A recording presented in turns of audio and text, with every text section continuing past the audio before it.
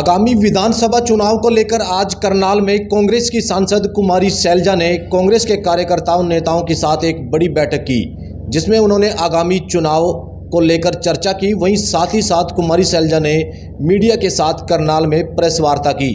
कुमारी सैलजा ने कहा कि यह बीजेपी और नरेंद्र मोदी की सरकार नहीं, क्योंकि जिस तरीके से ये बातें करते थे 370 या 400 पार का नारा दिया, जनता ने उन्हें दिखा दिया कि जिस तरीके का उन्होंने देश में माहौल बनाया था, जनता ने उन्हें सबक सिखाया है। साथ ही साथ कुमारी सैलजा ने हरियाणा सरकार की नीतियों को लेकर भी सवाल खड़े किए और कहा कि हरियाणा सरकार तो युवाओं के बारे में सोचती नहीं, क्योंकि हरियाणा का युवा जिस तरीके से विदेश जा रहा है, बेरोजगारी है और विदेशों में उनका शोषण हो रहा है, यहाँ भी उनका शोषण हो रहा है। और नेट की परीक्षा में तो सब ने देखा ही है कि क्या हाल हुआ है, जिसको लेकर कुमारी सैलजा ने बीजेपी पर जमकर निशाना साधा। क्या कुछ कह रही है कुमारी सैलजा, आइए सुनवाते हैं आपको। हाँ, उसमें कोई बात नहीं। देखो, इतना आगे हम बढ़े और कहा जाए तो अगर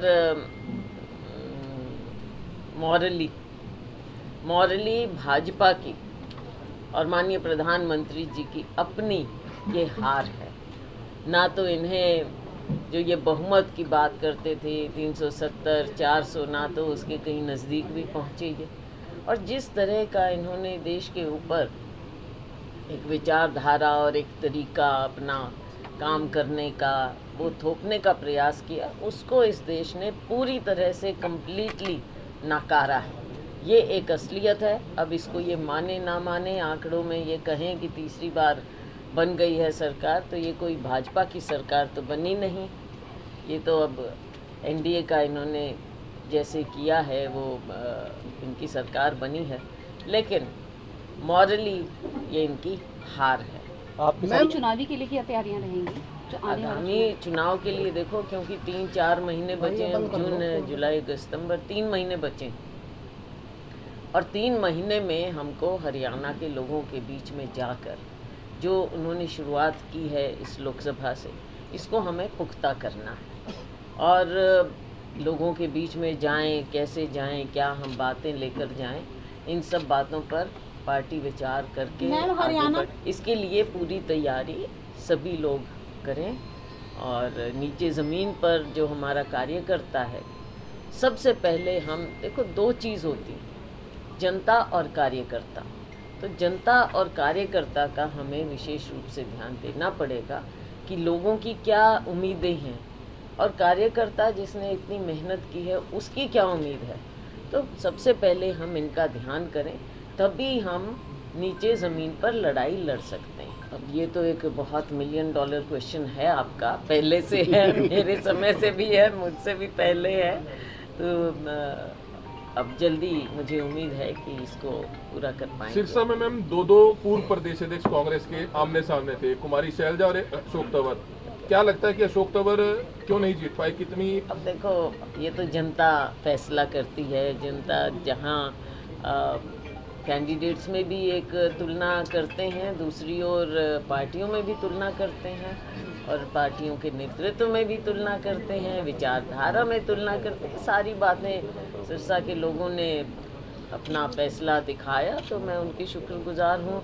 और मैं ये भी उनकी शुक्रगुजार हूँ कि चुनाव में पहले ही कैंडिडेट का फैसला होने से पहले ही वहाँ के लोगों ने मुझे वहाँ पुकारा, बुलाया। और भी सांसद थे, पीसी की थी, लेकिन आपको वो भूल गए, उदयभान जी भी भूल गए और हुड्डा जी भी भूल गए। जनता ना भूले, किसी और के भूलने से मुझे क्या फर्क पड़ता है। नहीं, आपका नाम क्यों नहीं लिया गया? ये तो वो तो आप उनसे पूछना, मुझे क्या मालूम। अब इकट्ठा होने की जरूरत है, विधानसभा चुनाव है। इकट्ठा तो हमेशा सिर्फ कल और आज की बात नहीं है, अतीत की और आज की बात नहीं है, भविष्य की बात भी नहीं है। ये बात ये है कि जब तक लोगों के सामने आप विकल्प कैसे बनते हैं? पार्टी के कारण, और विकल्प लोग पार्टी में ही देखते हैं।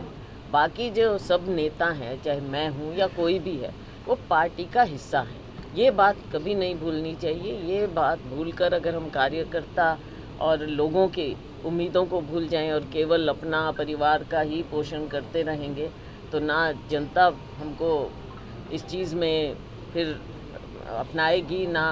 तो ये जो भी चीज़ें हैं इन पर ध्यान देना पड़ेगा।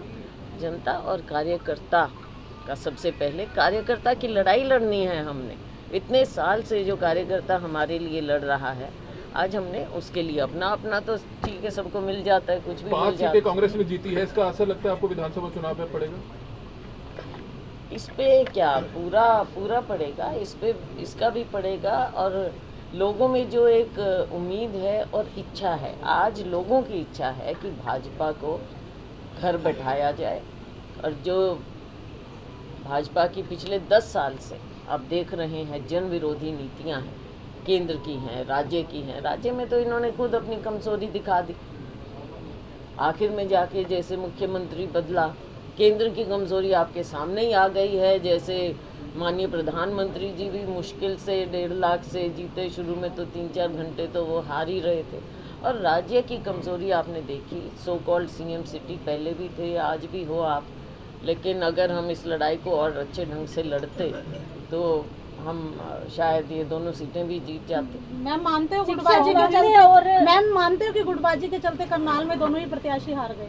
देखो, गुटबाजी एक अलग चीज़ है। गुटबाजी तो कब नहीं हुई और कब नहीं होती।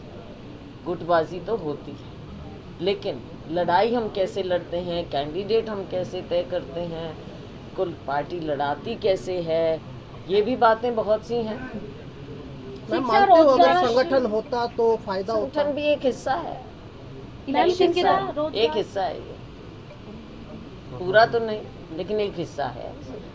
शिक्षा, रोजगार और स्वास्थ्य के लिए क्या कुछ नया कानून आ सकता है कांग्रेस के राज में, या फिर किस तरीके से नीतियां बना? आप वेट करिए, सब चीज़ों पर नज़र डालेंगे हम।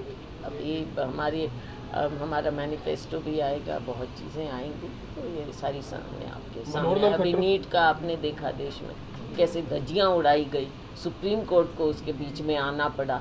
हमारे बच्चों के भविष्य के साथ कैसे ये, मैं तो कहूँगी पार्टी की सोच है जो केंद्र में, राज्य में भी बार बार हमारे बच्चे इसके विक्टिम बने हैं, इनकी मिसमैनेजमेंट के, गलत तरीक़ों के।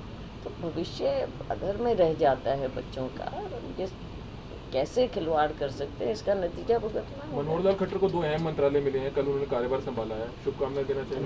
बिल्कुल मैं शुभकामनाएं देना चाहूँगी, और मैं उम्मीद करूँगी कि पूरे हरियाणा का फ़ायदा होगा, उनसे भी फ़ायदा होगा, और राविंदर जी से भी, और कृष्णपाल गुर्जर जी से भी फ़ायदा हमको मिलना चाहिए, हरियाणा को बिल्कुल मिलना चाहिए। और हम आगे देखेंगे। अब पीछे तो देखा आपने कि आवास की जहाँ तक बात हो, तो पिछला जो हमारे समय में पैसा दिया गया था, मैं भी मंत्री थी इस मंत्रालय में, हाउसिंग में थी, तो उस समय का पैसा आज तक 10 साल इनके बीत गए, वो भी पूरी तरह से नहीं खर्च कर पाए जब नीचे इनकी सरकार। लेकिन अब मैं पूरी उम्मीद करती हूँ कि मेरी शुभकामनाएं मैं देना चाहूँगी। मैम अभी संडे को एक सम्मेलन होने जा रहा है, मैम संडे इस पर ध्यान करना चाहिए कि कहाँ क्या कमी रही। कमी तो कई लेवल्स पर रही, वो सारी बातें देखनी चाहिए। पार्टी को इस सब बातों को सीरियसली लेना चाहिए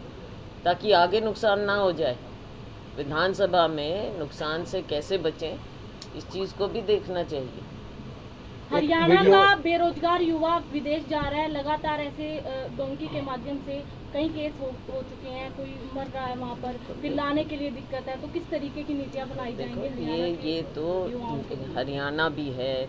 हरियाणा में सबसे बड़ी दिक्कत क्या है? बेरोज़गारी की। अब बेरोज़गारी, सरकारी नौकरियाँ खाली पड़ी रहती हैं लाखों, और निजी क्षेत्र का आप गला घोंट रहे हैं, उनको प्रोत्साहन नहीं दे रहे। MSME जहाँ पर सबसे ज़्यादा रोज़गार मिल सकता है, वहाँ पर आप कोई मदद नहीं कर रहे। छोटे यूनिट हमारे बंद हो रहे हैं, तो ना निजी क्षेत्र और सरकारी तो आप नौकरियाँ निकाल ही नहीं रहे।